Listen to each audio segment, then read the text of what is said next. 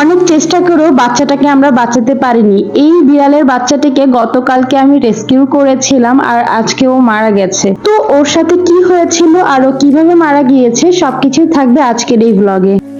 গতকালকে একটা বাসার গেটের সামনে থেকে আমি এই বাচ্চাটিকে রেস্কিউ করেছিলাম। একজন দারোয়ান ওকে খুব করে আঘাত করছিল আর ওকে বের করে দেওয়ার ট্রাই করছিল। তখন বাচ্চাটি অনেক বেশি ব্যথা পেয়েছিল। দেন ওকে আমি আমার সঙ্গে করে বাসায় নিয়ে এসেছিলাম আর ওকে দেখে মনে হচ্ছিল ও অনেক বেশি ক্ষুধার্ত আর অনেক বেশি উইক। তাই অ্যাট ফার্স্টে ওর জন্য খাবার বানানো হলো। এটা হচ্ছে আমাদের বাসায় থাকা বিড়ালের বাচ্চার ফিডার। তো সবার প্রথমে ওর জন্য দুধ গরম করে সেটা রেডি করা হয়েছিল আর ওকে খাওয়ানোর জন্য নিয়ে আসা হয়েছিল, কিন্তু বাচ্চাটা কিছুতেই খেতে চাচ্ছিল না, মুখই খুলছিল না।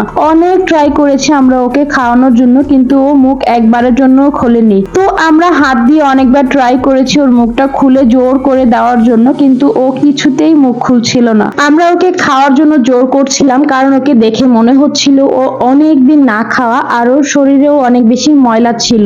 না জানি কতদিন ধরে মা হারা হয়ে ও মানুষের দাঁড়ে দাঁড়ে ঘুরেছে। ওকে দেখে সত্যিই অনেক উইক মনে হচ্ছিল, কারণ ও একটুও মুভ করতে পারছিল না আর ওর শরীর দেখেও মনে হচ্ছিল অনেক জায়গায় ও আঘাত খেয়েছে। যাই হোক, এরপরে ওকে ফ্রিজে করে দুধ দেওয়ার চেষ্টা করলাম যাতে করে ও এভাবে খেয়ে কমফোর্ট ফিল করে, বাট তারপরও কোনো কাজ হচ্ছিল না। ও এখান থেকেও খাচ্ছিল না। আমরা ভেবেছিলাম হয়তোবা এই ওয়েতে ও খেতে পারে, বাট তারপরও ও কোনো কিছুই মুখে নিচ্ছিল না। অনেক বেশি খারাপ লাগছিল আমাদের সবার। আমার শাশুড়ি আম্মা অনেক ট্রাই করেছে ওকে একটু খাওয়ানোর জন্য। যাই হোক, অনেক চেষ্টা করে যখন খাওয়ানো গেল না, তখন আম্মা ডিসিশন নিল ওকে গোসল করে দিবে। যদিও অনেক ছোট বাচ্চা, তারপর ওর গায়ে অনেক ময়লা ছিল, প্লাস ও অনেক দুর্বলও ছিল। এই জন্য ওকে গোসল করিয়ে দেওয়া হচ্ছিল যাতে করে ওর একটু ভালো লাগে। তারপরে ওকে কুসুম গরম পানি আর বেবি শ্যাম্পু দিয়ে গোসল করানো হলো। আর এই গোসলের কাজটা খুব দ্রুতই করা হচ্ছিল, কারণ যেহেতু খুবই ছোট বাচ্চা তাই বেশিক্ষণ ভিজিয়ে রাখা সম্ভব না। এই জন্য খুব তাড়াতাড়ি ওকে গোসল করানোর কাজটা শেষ করা হচ্ছিল।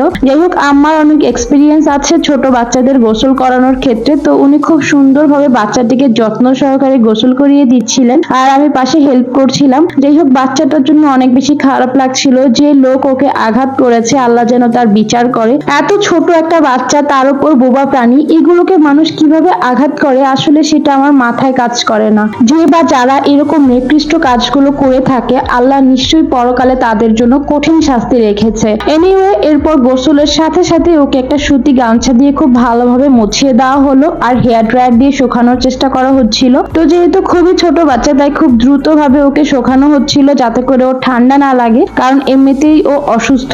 তো ও শুকানোর পর ওকে একটা সুতি কাপড়ে পেঁচিয়ে একটা নিরিবিলি জায়গায় রেস্টে রেখে দিয়েছিলাম যাতে করে ওর একটু ভালো লাগে। এর মধ্যে আমরা ডাক্তারের সাথে যোগাযোগ করেছি। ডাক্তার ওকে একটা ওষুধ দিয়েছে আর বলেছে 2 ঘন্টা পর পর ওকে খাবার খাওয়াতে। তো বাচ্চাটি তো কোনো কিছু মুখে নিচ্ছিল না, কিন্তু ওষুধটা তো খাওয়াতেই হবে, তার জন্য আমরা ট্রাই করছিলাম ওষুধটা ওকে খাওয়াতে। অ্যান্ড ইউ ক্যান সি ও কিন্তু একেবারেই মুখ খুলছিল না, খুবই প্রেসার ক্রিয়েট করে মুখটা অফ করে রেখেছিল। তারপর আমরা ট্রাই করছিলাম ওকে ওষুধটা খাওয়ানোর জন্য, কিন্তু হঠাৎ করে দেখলাম যে ওর শরীরটা ছেড়ে দিয়েছে আর তখনই বুঝতে বাকি রইল না যে ও আর দুনিয়াতে নেই। মাত্র একদিনেই এই ছোট বাচ্চাটার প্রতি এতটা মায়ায় আসক্ত হয়ে যাব সেটা ভাবতেও পারিনি। যাই হোক, আপনারা সবাই ওর জন্য দোয়া করবেন।